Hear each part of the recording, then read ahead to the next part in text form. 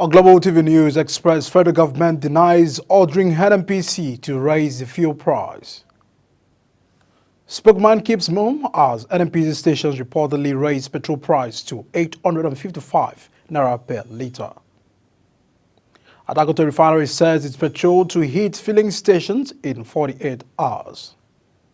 On the front scene, World Health Organization exceeds targets for Gaza polio vaccinations as campaign continues. In sports, Victor Osimhen receives the Heroes Welcome from Galatasaray. Hello and welcome to all the viewers in Nigeria and around the world to News Express, Young Global Television, coming to you live from the nation's capital, Abuja. I'm Edika Michael. A quick reminder that Global Television is on DSTV channel 365 and free to air on Nikomsat. Justice Emeka Nwite of the Federal High Court in Abuja has remanded 10 bad governance protesters in prison. The judge remanded 9 male protesters in Kuje prison, while a female protester was remanded in Suleja. Sharon Ajay has the details. The court has fixed September 11th for trial and ruling on bail application by the protesters. This followed the arraignment of the protesters for alleged treason, mutiny, and intent to destabilize Nigeria. The 10 persons who were arraigned before Justice Emeka Nwite are Michael Aderamoye, also known as Lenny, Adeyemi Abayomi, Suleiman Yakubu, Okpeoluwa Simeon, and Angel Innocent, amongst others.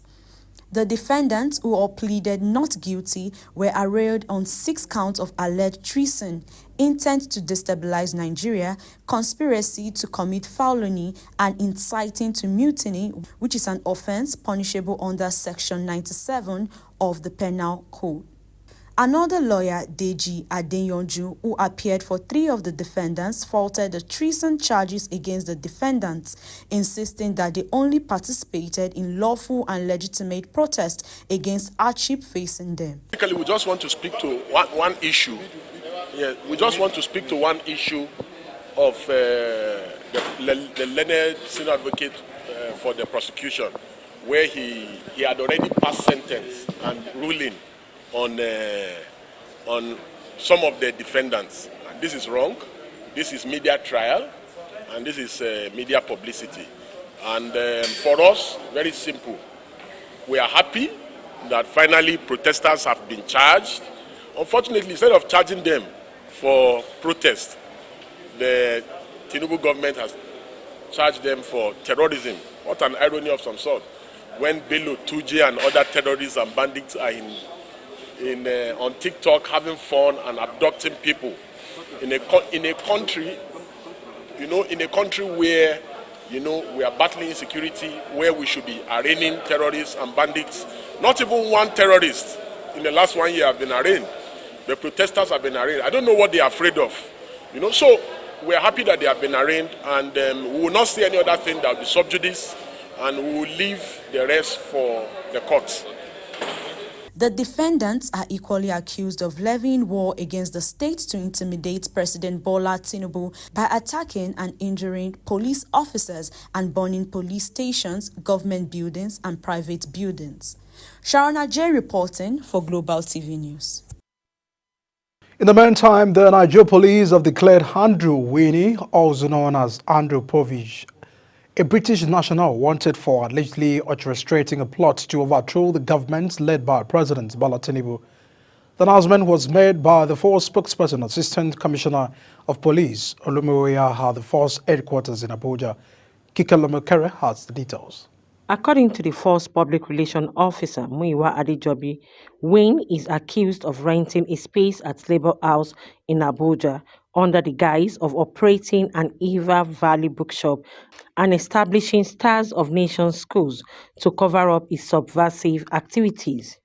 The police claim that Wayne was involved in planning and financing the August protests, which were part of a broader conspiracy to destabilize the country and instigate an unconstitutional regime change. Intelligence gathering and collaboration with other security agencies, 10 suspects have been apprehended who received substantial financial backing from foreign sources to destabilize the country.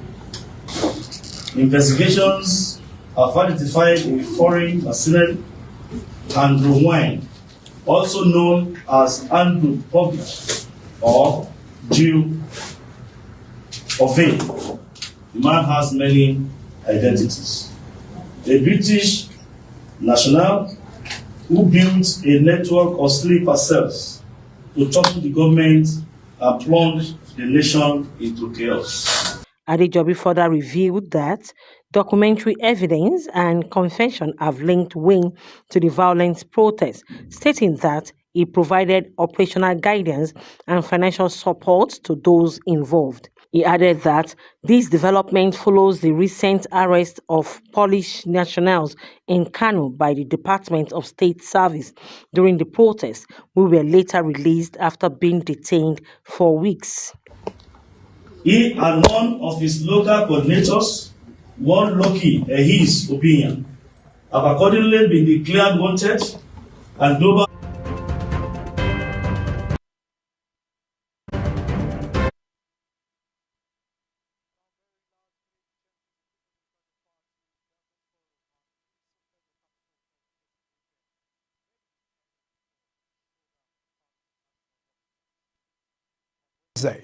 The governance in Rivers State has been partially affected for months due to the ongoing political conflict between Wike and Governor Siminalayi Fubara, both of whom are PDP members. Despite effort by President Bola Tinubu and all the prominent figures in Rivers State and across the country to mediate, the conflict persists, with the factions engaging in multiple legal disputes in Port Harcourt and Abuja court. And now the member representing Obaru Federal Constituency of Anambra State in the House of Representatives has appointed 70 constituency heads across Obaru's constituency, stating that this move is a fulfillment of his commitment to delivering excellent service to his constituent. Appointees include advisors, special assistant, executive assistant, and others.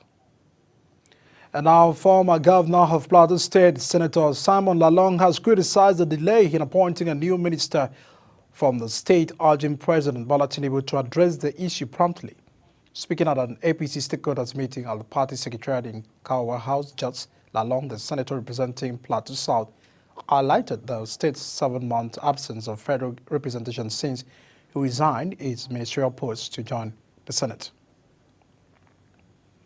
The chairman of Akwa Ibom State Independent Electoral Commission, Anedi Ikowak, has said that 12 political parties will participate in the October 5th local government election in the state. He said that the 12 parties had submitted names of the candidates and equally returned their nomination forms.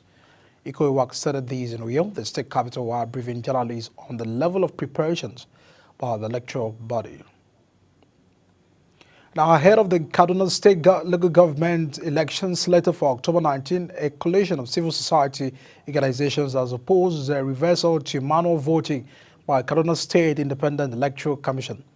Addressing a joint press conference, Lawrence Obawe, the founder and national coordinator of Reset Nigeria, and Bako Abdul, the national president of Campaign for Democracy on behalf of other CSOs, also expressed deep concern over the proposed scrapping of the State Independent Electoral Commissions and the plans to centralize local government elections either under a new centralized body at the federal level or the Independent National Electoral Commission has been proposed. And now the Abia State government has concluded plans to train 2,000 master trainers for teachers in the state.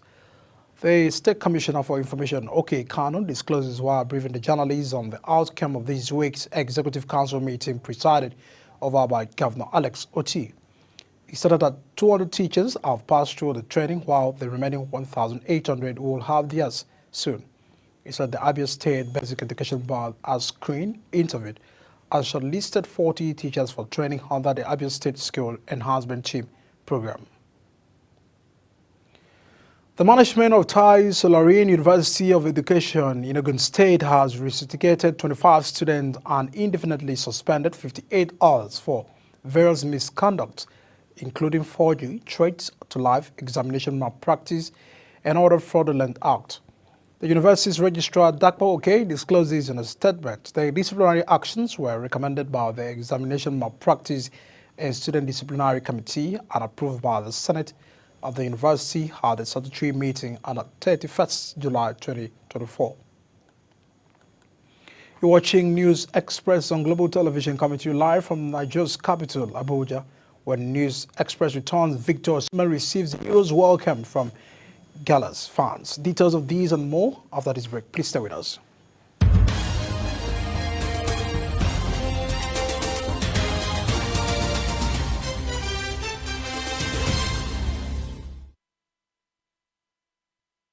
You're watching News Express on Global Television. Many thanks for staying with us. And now to business. Imo State Governor Hope Uzodinma signed a memorandum of understanding with Orashi Electricity Company Limited to generate, transmit and distribute electricity to all 27 local government areas of the state. The governor says his administration's priority is to ensure that Imo people enjoy steady electricity. Amachibe has the details. Governor Hope Uzodinma says the signing of the memorandum shows how important the project is to his administration, reiterating his commitment to ensuring uninterrupted electricity to enable residents of the state do their business, while urging the Urachi Electricity Company to live up to expectation. We will do our best to live up to the responsibilities expected of us in this agreement, both at the state level and the local government level. And in return, we also expect our partners to do the same thing. The governor, however, urged Imo State Ministry of Power to put all necessary arrangements in place to ensure that by the end of the year, there is constant power in the urban areas in order to revitalize aligned industries, start new ones, create jobs, as well as improve on ease of doing business index. Imo State needs power. We need to revitalize our industries. We need to bring more industries into Imo State. We need to create jobs. We need to introduce ease of doing business. And at the end of the day, we want Imo State to be returned back to what is used to know, what is known for, tourist headquarters of the region. High point of the event was signing the memorandum with Urachi. Upon completion, the project will create more jobs in the state. Now, the Nigerian National Petroleum Company Limited has been given the sole buying rights of the premium motor spirit, also called petrol, to be refined by the Dangote Refinery and the Prochemical Company. The information gained prominence as the refinery is reported to have begun the processing petrol after delays caused by the recent crude shortages. The $20 billion refinery on the outskirts of Lagos began operations in January with output of products including the naphtha and jet fuel with a capacity of 650,000 barrels per day. Africa's largest refinery promises to ease oil producers Nigeria's costly reliance on imported oil product. Now, the president of Dangote Group, Aliko Dangote, has presented the first sample of premium motor spirit, otherwise known as petrol. Dangote made this presentation in a broadcast at his refinery situated in the Baju-Lekki area of Lagos State. The 650,000 capacity refinery engaged in a test run of the product. Another strong indication that the Nigerian National Petroleum Company Limited has directed its retail outlets to raise the pump price of petrol to 855 naira per litre. Nigerians woke up to find a change in the pump prices, rising from around 600 naira to 855 naira per litre. Meanwhile, Aliko Dangote has revealed that petrol produced from a 650,000 barrels per day facility will hit the filling stations in the next 48 hours as modalities with the Nigerian National Petroleum Company Limited are formalized. Dangote said this during the announcing the formal production of petrol at the refinery. The Organization of Petroleum Exporting Countries' oil output fell in August to its lowest since January, a Reuters survey found has shown. The survey release stated that the unrest that disrupted the Libyan supply added to the impact of the ongoing voluntary supply cut by other members and the wider OPEC alliance. The survey disclosed that OPEC pumped 26.36 million barrels per day last month, down 340,000 barrels per day from July, saying this was the lowest total since January 2024. Now, the federal government has denied a report suggesting that the Ministry of Petroleum Resources ordered the Nigerian National Petroleum Company Limited to sell fuel at 1,000 naira above the approved pump price. The report claimed that the Minister of Petroleum Resources gave the NNPC all the directive dismissing the report in a statement signed by the Special Advisor of Media Communication to the Minister, Namaka Okafor, and made available to a correspondent. The federal government declared that the report was concocted and all conceive and sow discord and confusion in the oil industry.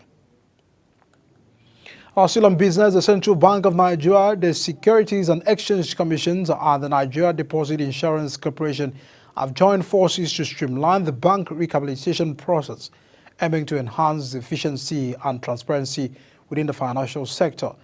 In a statement made available, the Director General, Emotimi Akama, highlighted that the collaboration is part of a broader effort to reduce the time to market for capital raising activities, making the Nigerian capital market attractive to investors and issuers alike.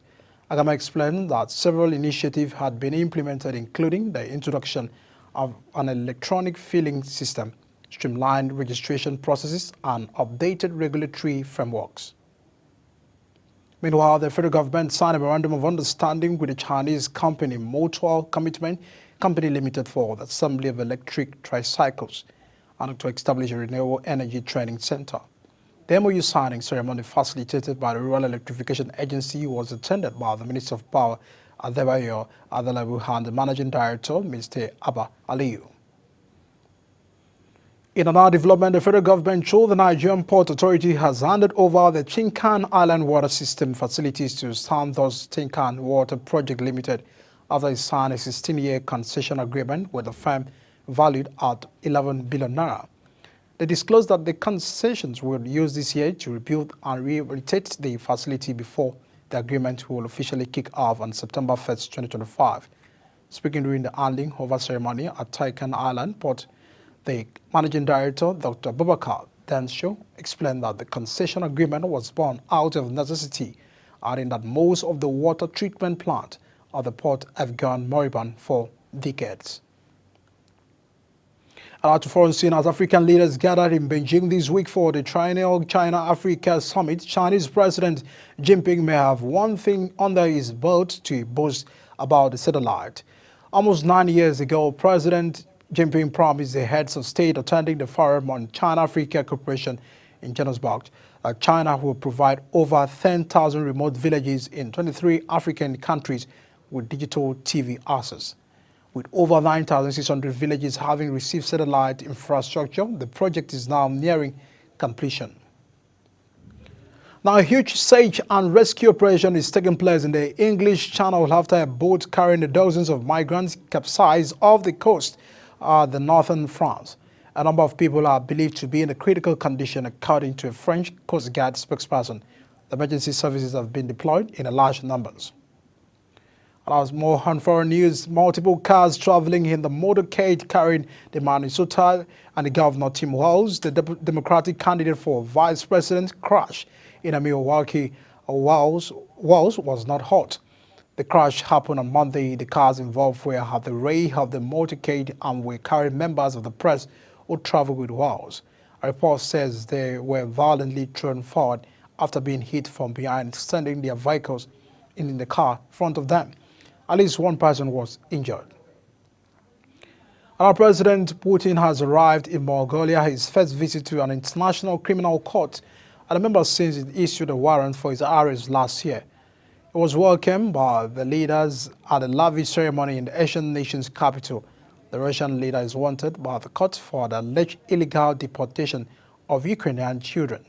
A spokesperson from the Kremlin said it was not concerned that Putin will be arrested during the visit. And Pope Francis has arrived in the Indonesia capital, Jakarta, kicking off the longest and the fastest trip of his tenure to the Asia-Pacific region. He is expected to highlight environmental concerns and the importance of the interfaith dialogue during the 12-day trip, which will also see him travel to Papua, the New Guinea, Singapore, and the team of Lexington, the only one of the 4 countries that is predominantly Catholic.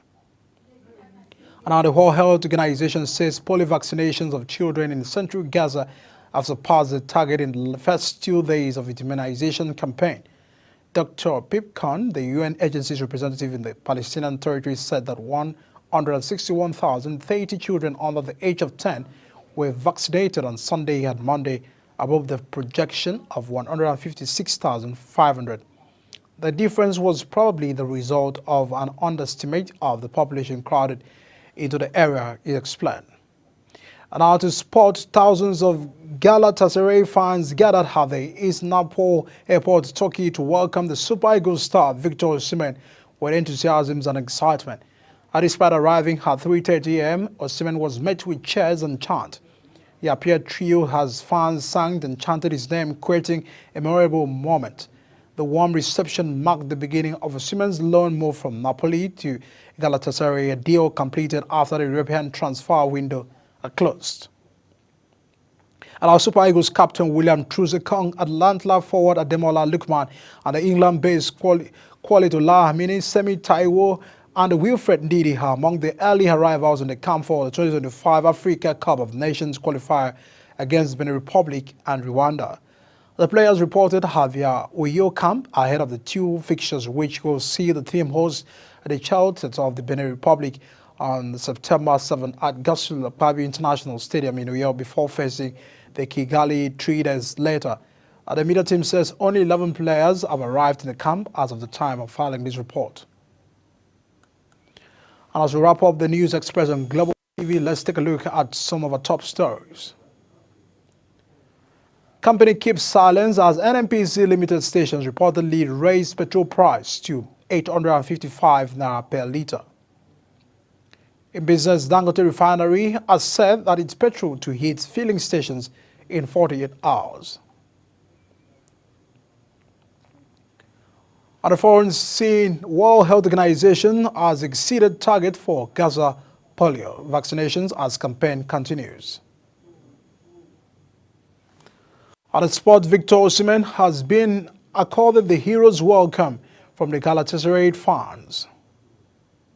And as a package on News Express coming to you live from Nigeria's capital, Abuja, we are on DFTV channel 365, Star Times 276, and free to air. Kindly follow us on all social media platforms using @Global TV NG and other handles now showing on the screen. I am Edika Michael. Many thanks for watching. See you again.